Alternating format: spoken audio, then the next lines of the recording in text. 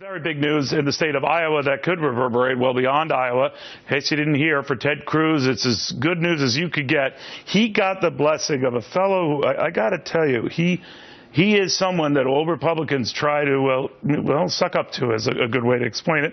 Bob Vander, Plaats, is the family leader, the president's CEO, and he looks for candidates who speak to evangelical and heartfelt moral issues.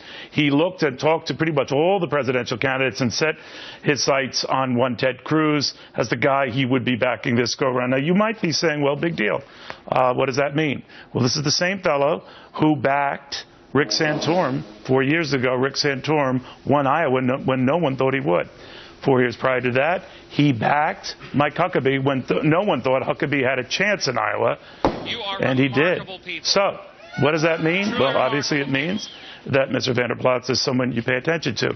Not only is he a powerful figure, but apparently he's a man of his word, because last time I had him on, I said, when you do make a decision, I'd like to be your first national television interview, and true to form, I am. Bob Vander Plaats, very good to have you. Thank you. It's a thrill to be with you, Neil. It's a great day. It's a great day here in the state of Iowa, and we're thrilled to be putting our support behind Senator Ted Cruz. Why him? Well, I really believe he has the opportunity to unite conservatives, not only in Iowa, but across this country. He's a man of great principle. He has a titanium spine. I think people see him as a serious leader, someone who's willing to take on both sides of the aisle, but really to cast a vision of bold leadership for this country. And I think that's why you're seeing the uptick in the polls already in Iowa, and we're just hoping to add fuel to that fire. You might say he might unite conservatives. He's not uniting many others. Say what you will of him. He's a brilliant guy and a very shrewd politician, but he's alienated many in the mainstream part of the party. And I know you look for those who might be able to reach across divides. He has not done that, and maybe that's not his fault, but others like John McCain have had their tussles with him. Mainstreamers have had their tussles with him. You worried about that? I'm not worried about that at all. Everything is a positive for him in this environment. I think the reason you're seeing Donald Trump with such an uptick is because he's tapping into the emotion of the American people. And I think Ted Cruz is doing that very same thing, but providing real solutions to serious issues. And so Ted Cruz is not the guy who's going to go to D.C. to go along, to get along, say, with John McCain and Schumer and others, but he's going to go to Washington, D.C. to make a difference, and that's to represent the people of this country. That's what's uniting him around conservatives, or conservatives around him.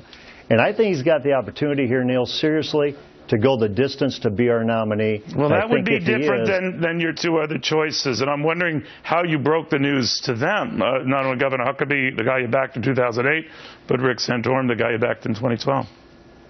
Well, first of all, I believe in 2008 and 2012, Iowa got it right. And I think the country got it wrong. I think Huckabee would have been better against McCain, and Santorum would have been better against Romney. Governor Huckabee and I visited this morning. Senator Santorum and I visited yesterday afternoon.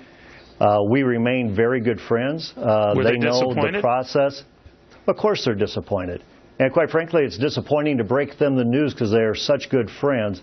But they know the process we use. They know the assessment that we have. Well, what was your criteria? The reason why I asked about criteria, because you mentioned polls that make, Cruz has surged here, certainly. But in the case of those other two gentlemen in prior years, they were not surging. They were nowhere. So why Cruz? Why now? Many would say, well, you were seizing on the inevitable. Look, Cruz has a good shot at winning this anyway, with or without your help. What made you go to Cruz? Well, first of all, Senator Cruz is a principled conservative, as I mentioned, a guy with a titanium spine. And two, as Senator Cruz really made this decision, although it was not easy, he made it obvious for us. He is really building the infrastructure not only in Iowa, but well beyond Iowa. Well, why not Rubio? Why not Senator Rubio, another candidate who's surging? Why not him? Well, we took a look at Senator Rubio, and we like Senator Rubio a lot. We like how he brings it back to the family all the time. But I believe Senator Cruz is the one who's been the most consistent and principled in a very conservative message. And we believe the way he articulates it, the way he's able to debate, say, a Hillary Clinton. Yeah. And again, what he's doing in the early states and beyond, I think he has a chance to be the nominee. And if he's the nominee, I believe you're looking at the next president. But do you ever worry, though, that the connection and maybe the cachet of Iowa has sort of lost something, maybe some of its luster? Because as you indicated, it didn't help Rick Santorum. It did not help, looking back at it, Mike Huckabee. and we invariably see these first two states split. We saw on the Democratic side with Barack Obama winning Iowa, losing New Hampshire, and then a long, protracted struggle. There's every indication that Ted Cruz could win Iowa, maybe lose New Hampshire, maybe pin his hopes on a very strong showing in the SEC primaries, largely Southern, on March 1st, and make a difference there. But how do you know he won't implode and be sort of like a Johnny One-Note like those other guys? Well, nobody can guarantee that he won't implode, but I think when we take a look at Senator Cruz, I don't see that happening. Matter of fact, Meatloaf says 2 out of 3 ain't bad. Yeah. 2 out of 3 in this case would be really good. Because if you win two out of your first 3 states... the only religious figure I know who has ever quoted Meatloaf. Who quotes Meatloaf. Yeah, I'm impressed. Yeah. That just shows you how well-versed I am, Neil. It's typically really good that they get to be the nominee. And you know this, you know what's going on in the Republican Party. You've heard just what's happening in New York State with Donald Trump, where they're trying to kick him off the ballot because he doesn't represent Republican values. There are many who say that since Ted Cruz and Donald Trump seem to get along so fine, they're birds of a feather. They're divisive characters of the party, that the party itself has to settle on a sort of a consensus establishment candidate. Governor Scott Walker this week among those saying, I repeat what I said when I stepped out of the race. We need to rally around an establishment type, I'm paraphrasing here, who has a good shot at taking out Donald Trump. I don't think he was talking about Ted Cruz. Well, first of all, I think you should ask that question to President McCain or President Romney. The last 2 establishment candidates that we nominated got defeated bad at the ballot box. And when you relate to Iowa, Iowa's nominated the last 4 general election winners, whether it was Bush, Bush, or Obama, Obama.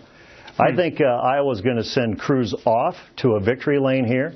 And again, I think Cruz is our best chance to defeat Hillary Clinton. What about the possibility, I'm sorry, we have a slight delay here. The possibility you get to Cleveland, and we don't have a nominee, that enough of these guys stay in the race, that, and especially with apportion voting and delegate awards as the race ensues, and with some states being an exception, Florida comes to mind, that no one has amassed all the delegates needed for the nomination. Well, again, I think that plays into Senator Cruz's hands. I think he has the resources to go the distance all the way to Cleveland. And I think when you take a look at a candidate that the convention delegates are going to rally around, it's going to be a guy like Ted Cruz. And Donald Trump and Ted Cruz versus, say, the New York State Republican Party, they need to start reading some of their favorability ratings. The people are done with politics as usual, and Cruz definitely represents this is no longer politics as usual. This is about bold and courageous leadership. All right, very good talking to you about